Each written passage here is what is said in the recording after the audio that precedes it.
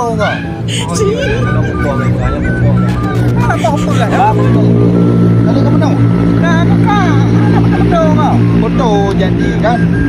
Pegang ada posisi ni. Kan kita dong dua negara je. Dah apa mudah negara je.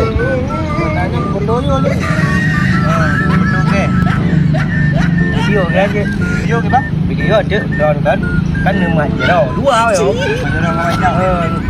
Emak je dah dua. Tak. Dia kan kamu boleh video tapi ada je dah lambat baju kan. Ada baik dia kalau kat mana? Kalau dia daerah baru dah. Oh. Kalau gaya dah.